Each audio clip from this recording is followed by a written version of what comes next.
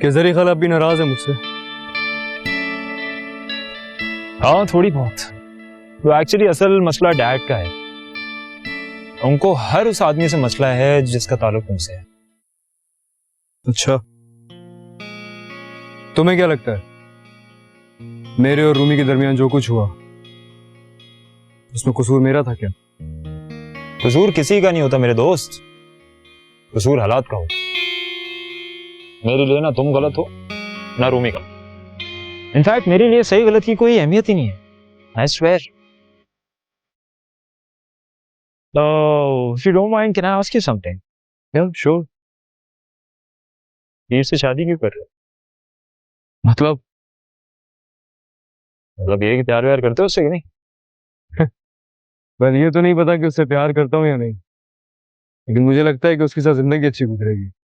जिंदगी जिंदगी गुजारी नहीं जाती मेरे दोस्त, जिंदगी जी जाती है।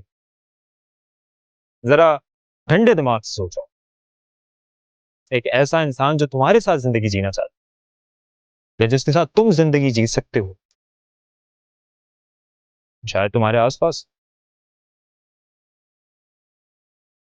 Think about it.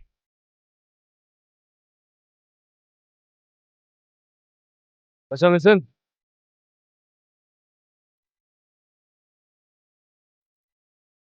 can I ask you something now? Sure. मोहब्बत करते हो निशा से?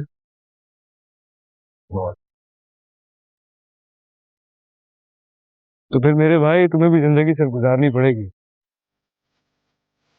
Because you know what? Nisha Lucy से बहुत मोहब्बत करती है। What? I hope you understand.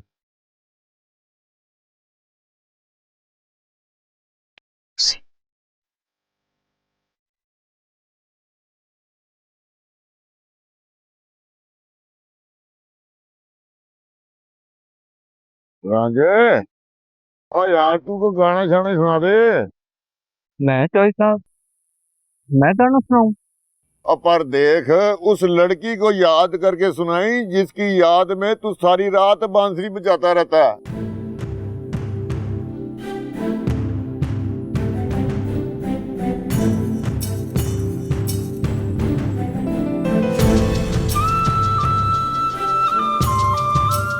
और चल ना, शाबाश है, सुना भी दे।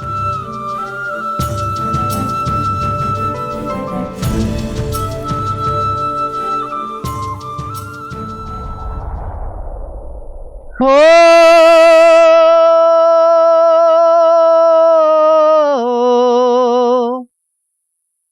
ना माए ना भेज मुझे, मैं नहीं जाना परदेस।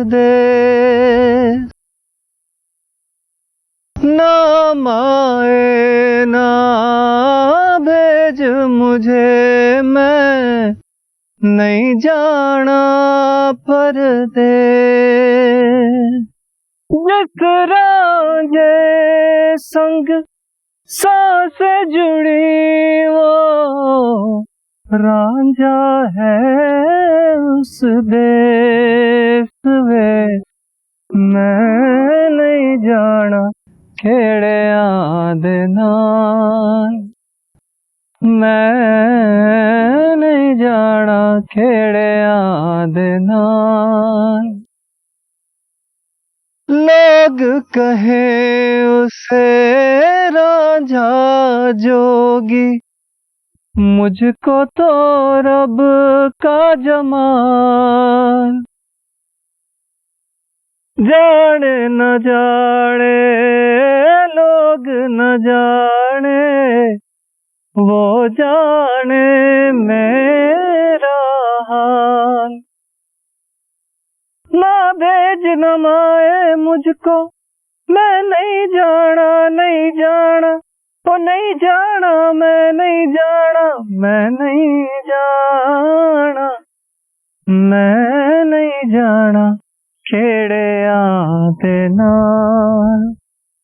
ओ मैं नहीं जाना खेड़िया दे नाल ओ मैं नहीं जाना खेड़िया दे नाल। और राजे वैसे एक बात है, वो लड़की बड़ी बदकिस्मत है जिसने तेरी कदर नहीं की।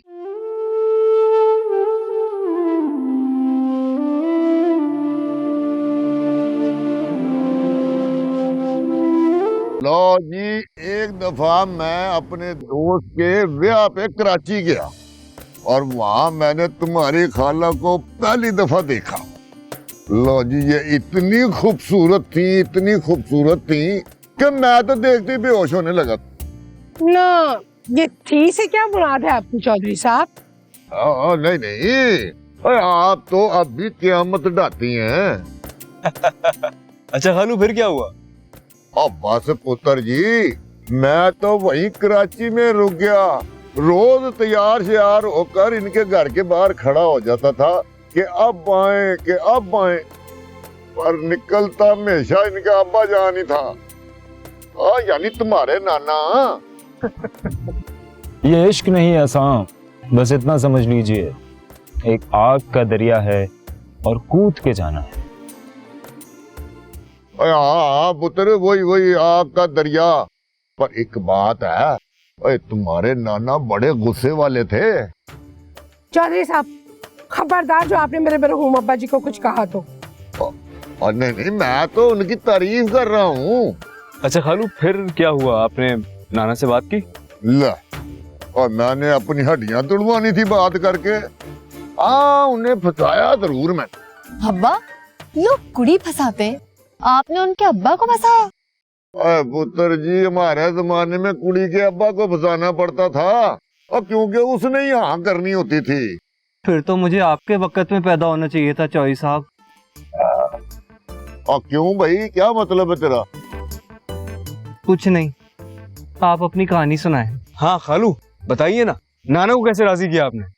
और बस पुत्र जी, शुरू में तो मैं रोज उन्हें सलाम किया करता था, और फिर बाद में मैं रोज बराबर उनके खड़े होकर नमाज पढ़नी शुरू कर दी। और शाम को जब वो सौदा सल्फ लेकर आते तो मैं दौड़ कर उनके सारे थैले पकड़ लेता और घर तक छोड़ने जाता कि शायद वो मुझे कहें कि बेटा चाय शाय पी के जाना। और शाबाश है उन पे भी, हमेशा कहते जीते रहो। अब्बा, बहुत ड्रैग हो गया, अब सीधी सीधी कहानी बताओ ना, एंडिंग क्या थी? और बस बेटा, एक दिन फिर मैंने हिम्मत की, नमाज के बाद सलाम फेरते ही मैंने कहा, बड़े साहब मैं आपकी बेटी के साथ हज पे जाना चाहता हूँ। हज पर? क्यों? और बेटा, हज महरम के साथ किया जाता है, और ये मेरी बीवी बनती तो महरम होती ना। बस बड़े साहब ने घूर के मेरी तरफ देखा और कहा कि अपने माँ बाप को हमारे घर भेजो। बस इस तरह हमारी शादी हुई, और फिर जब तक तुम्हारे नाना जिंदा रहे यही पूछते रहे कि बेटा हज पे कब जाओगे। वैसे मुझे लगता है मुझे भी हज पे चले जाना चाहिए।